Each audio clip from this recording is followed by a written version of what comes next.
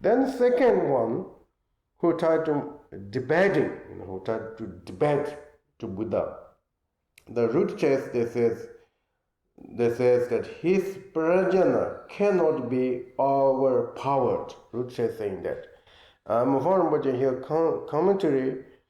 If someone came to see him as debating, when they came to the Buddhas and power of the Buddhas, just being Buddha don't need to talk. When they come to see him, already, they became like powerless. And here they're talking about the sunlight, power of the sunlight, the sky cannot bear, became like that. So therefore, generally, the pride will be vanishing, pacified, and also they gain some kind of joy, etc. So therefore, so Buddha's omniscient is totally, unlimited, no stopped. So that's why they are talking about this prajna cannot be overpowered. And then here, I think one example, Soji Nemun, or sorry, the Hiraji Namu Soji Nemun, Hiraji Soji Menem, okay. Penas, so the Mavaramachi use one example. So his brother is cousin brother called Legion. I think the translation is what? This ocean 80,000. Devangata. Where is this text here? In the middle of the third paragraph. Oh, right, okay. Devangata, anyway. Soji Nemba, Soji Meneba, Hirab Soji Menebas. Deva what? Devadatta. Devadatta was always, compared with Buddha. Since Buddha's girlfriend, and he was jealous with his girlfriend since childhood, and all the time compared, try to, doing same as Buddha and try to make Buddha bring down and do many kind of things. But one here is that, when Buddha, people talk about omniscient, and then he think, okay, he knows everything. How he won't make really like make shame, And here saying that he is hing solvat to me permadon. Shaji means seshi tong chimchini yobale. Ndev permarelons. So anyway, he makes like all the village of the Shakyas. He collect. Okay, I will say now. He collected like rice. Okay, we say rice. Make small bags and put, collect rice, and then he make himself later put inside this home, that home, that home. He bring like a large amount of the different small bags inside rice, and from each family names, and bring to the front of the Buddha, and then saying that, okay, now you can tell, you are omniscient, you know everything. So you have to tell me this rice from whose home, belong to who, And then Buddha collected each, this belong to that family. And then they open, that was the same. And this is that one.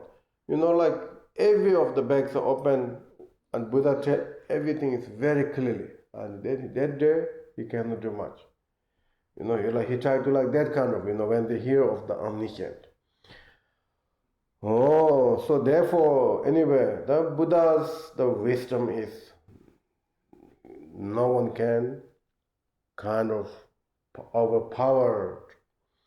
And then here another, sutta. This sutta is, name of the sutta is what?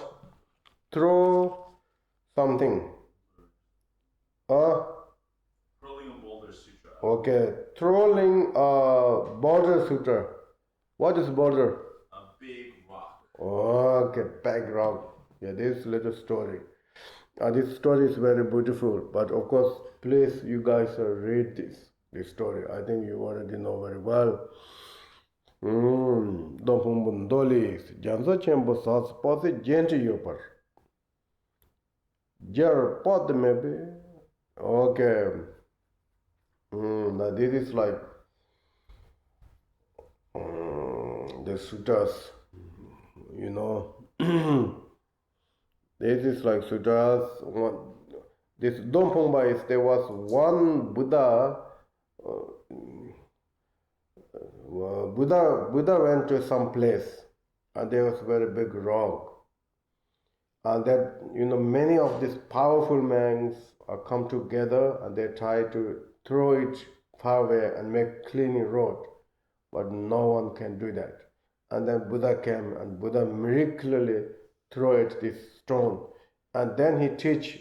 There was many people around there, and that time then people asking and he giving teachings, and that become called this teaching of Sutra of the Whirling Border Sutras. Okay, in these books now they're talking about Buddha's quality of the wisdom, and there is also some kind of measurements.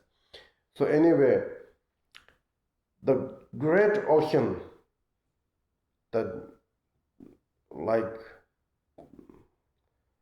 you could say 80 kilometers vast or deep, and then measureless of the vast of the lake or ocean.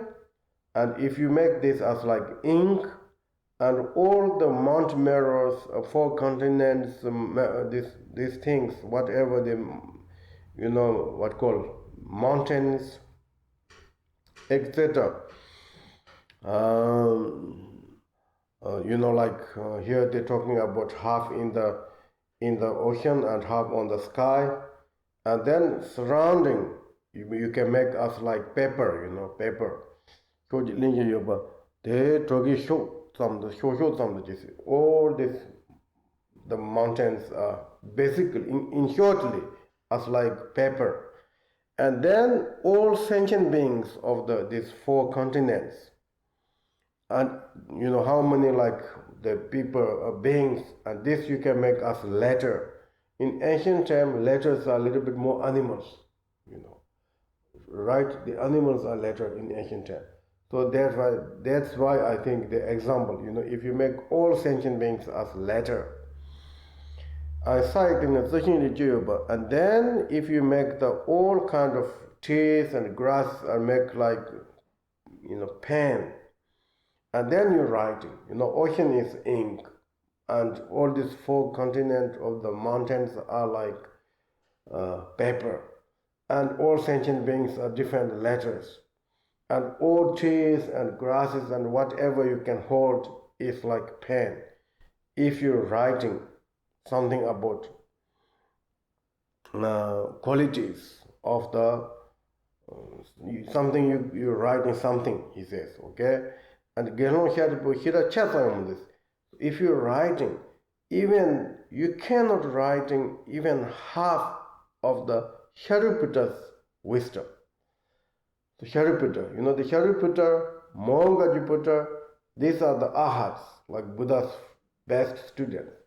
So now all these things, paper and water, ink and letters, if you're writing, you cannot write even merely of Sariputra's wisdom. And from that, so then Sariputra's wisdom you cannot compare to the Buddha's. 1,000 times, 100 times, there's no kind of, even close. So therefore, saying that Buddha's wisdom is like such something immeasurable. So Buddha's wisdom is just limitless, countless. As of course, equanimity of wisdom, Dhammadata of wisdom, right? Mirror-like wisdom, discriminate wisdom, suchness, manyness, etc. So therefore, it's measureless.